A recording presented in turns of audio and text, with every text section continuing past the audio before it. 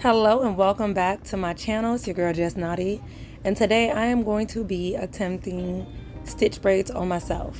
It's normally nothing for me to do cornrows on myself, but stitch braids is something different. Normally when I'm doing stitch braids, I like to use these rings. They've done me some justice in the past, but I have skinny fingers, and when I put my fingers through the ring, I don't like the position of them. They get the job done, but I prefer for them to sit where my nails are. So I'm going to be using these nails that I got from Five Below. I'm not really a nail person, but if I did get my nails done, that pinky would stay with the stiletto shape. Because the tips of these nails are pointy, it kind of mimics the tip of the stitch ring, but because it will be glued onto my fingernail, I will not have to take it off and put it back on. You guys should already know how to apply nails, fake nails that is. I'm gonna add some glue to my nail, and then I'm gonna go the extra mile by adding glue to the rim of the nail and at the tip of my nail after I've already placed the nail on top. So my hair is freshly washed. I did do chunky twist on my head, so that's what you guys see, that pattern on my hair. Whenever I'm doing straight backs, I always like for there to be a line directly in the middle. So I always try to follow from my nose to the hairline to get a straight line, straight down the middle. And then I'll go over everything with edge control. Today I'm going to be using this braider's gel. Normally I use Edge Booster, but I wanted to give something else a try. I did pay $18.99 for this. I'm a little excited about using this because the container looked pretty, and when I tapped it, I felt the vibration of the gel. The gel didn't feel that bad. It actually didn't feel too far off from Edge Booster, but nothing is like Edge Booster, so that's still my number one. I do try to get my lines just as neat as possible, but I do not make it a hassle if it is not neat, because if it isn't, and you noticed, then you're standing too close to my head. One of these days I'm gonna invest in one of those 360 mirrors, but until then I'm gonna use two mirrors. I do have one directly behind me, and I have a hand mirror. That's how I'm able to make a straight line to the back of my head.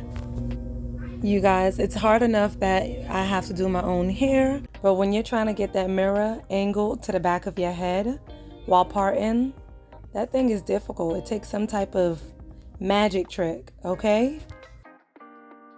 Because I am extremely tender-headed, this is just something that I'm just gonna have to struggle with, because I will not let anyone else on my head. Now that I'm done parting a straight line down the middle, I'm gonna work on one side at a time. So each sides are gonna have 3 stitch braids. I'm gonna try the best to my abilities to make sure that these parts are as even as can be. But of course, it won't be as perfect as it would be if I was doing someone else's hair. When I am parting my hair, what I do to one side, I am gonna do to the next. And as I'm parting, you guys won't see it, but I will be adding edge control to the parts, just to make the line look a little bit cleaner than they do now. As I mentioned before, I have done cornrows in my head plenty of times. This is just the first time that I'll be doing stitch braids on my head. You guys need to get into doing your own hair. Not everyone has the time or patience to do their hair, but it definitely saves you a lot of money when you're doing your own head instead of spending hundreds to get your hair done by someone else. I've been doing my own hair for years, and I do it how I want. And if it doesn't come out right, then I don't really care, because I did it.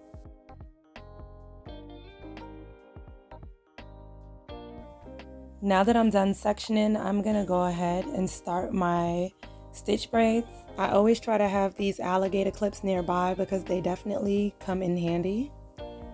Before I start my braid, I like to go ahead and add edge control to the top, bottom, front, and in between the braid. That's gonna help me more define the stitches on the braid and give this a neat look.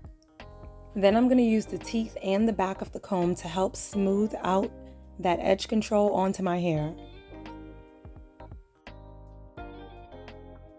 When I'm starting my stitch braids, I like to section off a little section in the front before I start braiding. And as I mentioned before, I'm going to add some edge control in between where the braid is supposed to be.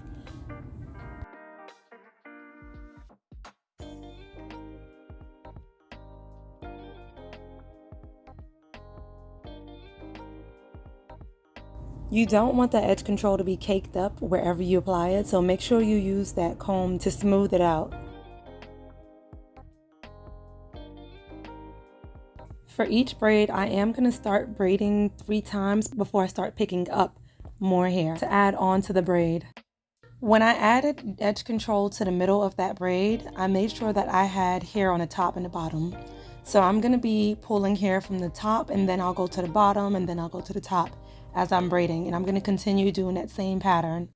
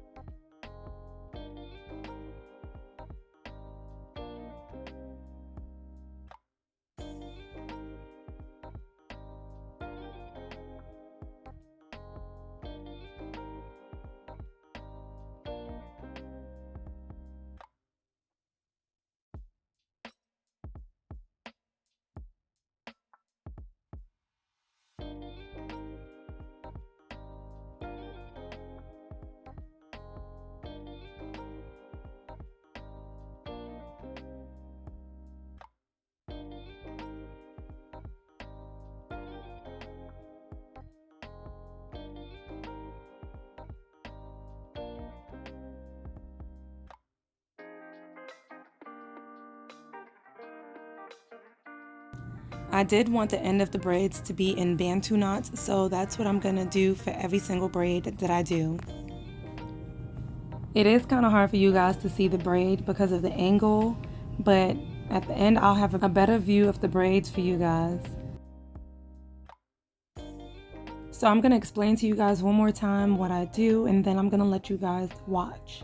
I'm going to use my alligator clips to make sure no hair gets in my way, and then I'm going to add my edge control to the front, the top, the bottom, and also in between the braid. Then I'm going to use the teeth and the back of my comb to evenly spread out the edge control. I use the tail part of the comb just to section out my starter braid. You don't have to, but I am going to split that braid in half just to make sure that product gets everywhere. And then I'm going to braid that starter section 2 or 3 times before I start picking up hair from the top or the bottom.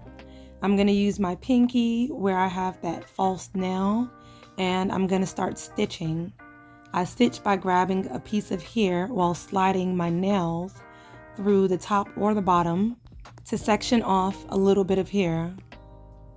This is how I'm going to create the stitch. When you're doing this on your hair or anyone else's hair, do not rush through this process. It may take a while, but take your time. Of course, you guys, after a while, I started getting tired of having my arm in the air, so you will see times where I'm just like, take the wheel. But I am going to continue doing this stitch method until I get to a section of my hair that I feel like I can no longer stitch. I've tried to do stitch braids before without that split down the middle, and my fingers have always gotten tangled, so that split down the middle kind of helps me go through this process a lot faster than if I didn't have it.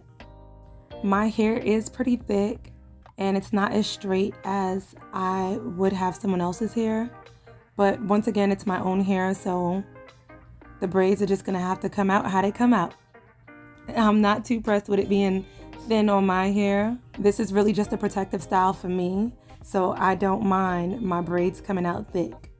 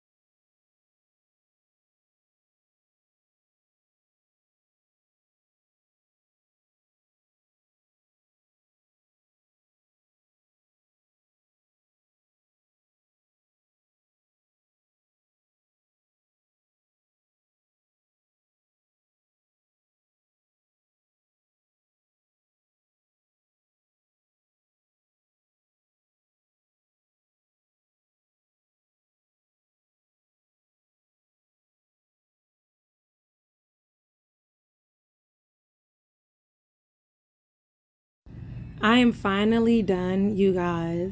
And all that matters is I could see that stitch. I mean, it's a little slanted, but it's stitching. I hope you guys enjoyed this video and it motivated someone to save some money. We make these videos for you guys so that you can learn how to do your own hair.